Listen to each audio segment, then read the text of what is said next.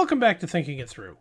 In the last video, I charted out the life cycle of the MeToo movement from its idealistic beginnings to its takeover by powerful interests to its being put in cold storage. If you haven't seen that video, I've left a link in the description. You should really watch that video before beginning this one. On today's video, we're going to determine where Black Lives Matter is on our chart.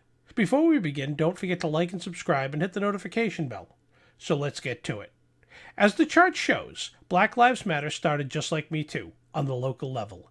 It formed after the acquittal of George Zimmerman in the Trayvon Martin case of 2013.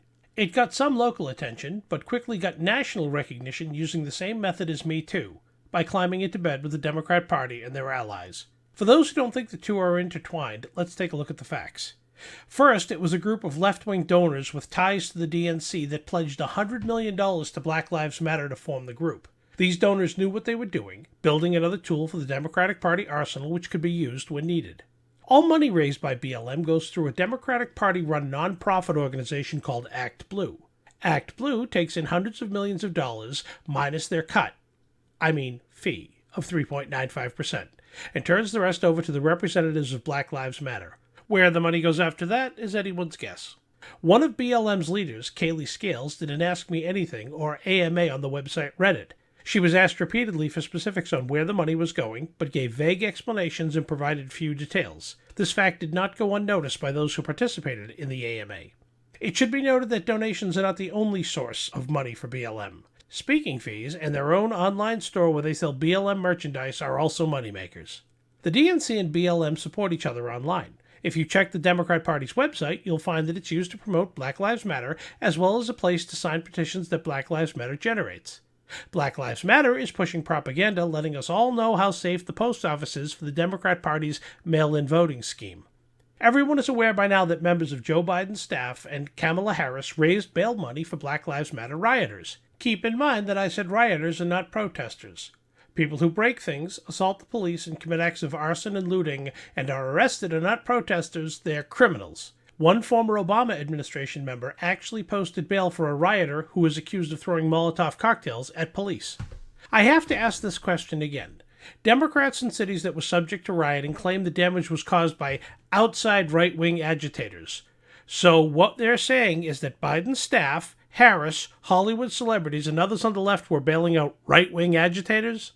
Black Lives Matter played a prominent role at the Democratic Convention in shaping the message in 2016 and will do so again in 2020. If you attend a Black Lives Matter rally or event, there are people from the DNC trying to sign you up as a Democrat Party voter. There's an old expression about one hand washing the other. In this case, the DNC and BLM are so intertwined, it's difficult to see which hand is which. This brings us to Black Lives Matter 2020.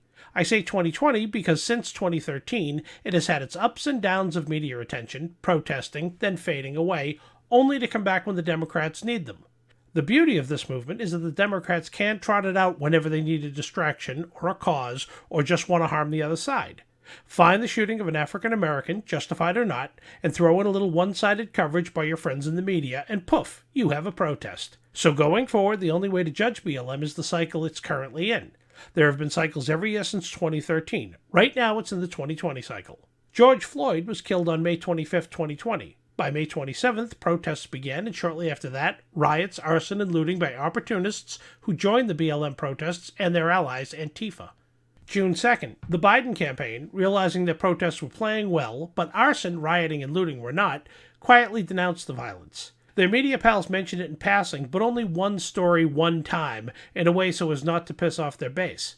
That way, when they come to the inevitable unreasonable behavior on our chart, the Democrats can use this denunciation as cover for their candidate.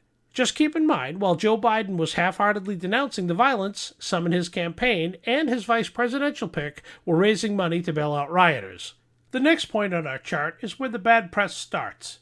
Rioting, looting, and arson are making it to social media and even to some local media outlets. Reports surfaced that those Democrats who run cities that are currently experiencing rioting are ordering police to stand down. Those who are arrested are quickly released without charges or bailed out of jail by sympathizers. In Portland, several blocks are seized by rioters and the police ordered out of the area. Initially, the public outcry was not as bad as expected. These were the glory days. The fires burned, the rioters went unchallenged, and the media pretended like there was nothing to see. Oh, they covered the violence, but it attributed it again to outside agitators. The money train began rolling into the station. Individual donations shot up, as did corporations who donated as public relations or just out of fear of being labeled racist. But soon that bad behavior reported earlier begins to get more and more public attention. At this point, the mainstream media jumps in and starts defending the movement's behavior. Next on our chart comes hypocritical behavior by the movement. Videos surface of suburban white protesters saying the most vile things to black police officers. Others show black owners of businesses that were looted or burned speaking out. In mid-July, over 40 police officers in Chicago, some of color, are hurt in riots. But of course, behavior on this level, despite the efforts of the mainstream media, can't be contained long. Trump threatens to send in the federal government if cities can't get their act together. The media spins and spins, but people see what's going on. Then starts unreasonable behavior. Politicians attacked in Washington, diners being forced away from their tables in sidewalk cafes, rioters entering restaurants and even churches demanding people raise the salute and say Black Lives Matter. When they don't, they're surrounded and screamed at. Sometimes things are thrown. It's the same old story. Bad behavior becomes hypocritical behavior, becomes unreasonable behavior, and public support will drop. The media tries to blame Trump for the violence, and it fails. The downward trend is in full swing. Total number of stories drops with remarkable speed. The mainstream media can do nothing but stop covering the riots. More unreasonable behavior comes along. In mid-September, 2 police officers are ambushed and shot. Some in Black Lives Matter not only cheered the event, but also attempted to gain access to the hospital where the officers were taken to. But the unreasonable behavior gets worse. It seems that Black Lives Matter is attacking Democrats. Remember what I said about MeToo? It was a weapon not to find bad behavior in men, but to find bad behavior in Republicans. When it turned on Democrats and their friends, the party cut its losses and shut down the media coverage. No more fluff pieces, no more pushing it on social media, and that means donations dry up. At that point, the movement slows to a point where it's in a coma. Same here. BLM isn't being helped by the Democrat Party to fight racism. It's being helped by the Democrat Party to find racist Republicans. And if you're going to turn on the Democratic Party and its allies, there will be a price to be paid.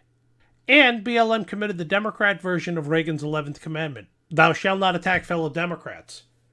BLM rioters attacked DNC ally CNN's headquarters earlier in the cycle. The rhetoric and attacks on police are costing the Democrats union endorsements and therefore union votes. Anti-religion comments from people like Sean King are doing more harm than good. To top all this off, Democrats are being attacked in their homes. The mayor of Portland had to move out of his house when rioters tried to burn it down. Mayor Lightfoot of Chicago now has a 24/7 police detail around her house. The governor of Michigan got a $1 million upgrade to her security system because of threats.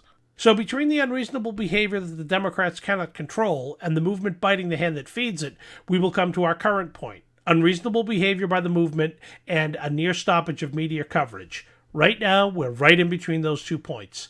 It's mid-September, and Pew Research reported today that overall support for BLM was at 67% in June. It's now at 55%. The movement is sinking fast. Coverage should be expected to come to near stoppage for the next few weeks, and Black Lives Matter will fall into the same sort of coma MeToo is currently experiencing. The damage BLM is doing to the Democrats' re-election chances can't be underestimated. They are losing union support, African American voters, moderate Democrats, and religious Democrats. I'm actually somewhat surprised they haven't shut it down already. But the big question, will the Democrats need BLM and their Antifa friends in November? I suppose that depends on what they have planned. It could be the violence we've seen so far this year is only a small slice of what's to come. While editing this video, Ruth Bader Ginsburg, the Supreme Court Justice, passed away. So for a time, Black Lives Matter will take a back seat. The same people will be out protesting and rioting and looting and committing acts of arson and assault. The only difference is this time the signs will be about the Supreme Court Justice pick instead of racial equality. Thanks for watching. What do you think I got right? What do you think I got wrong? And what did I miss? Leave your comments below. Before you go, don't forget to like and subscribe and hit the notification bell. The best thing you can do is share this video with like-minded people. Until next time.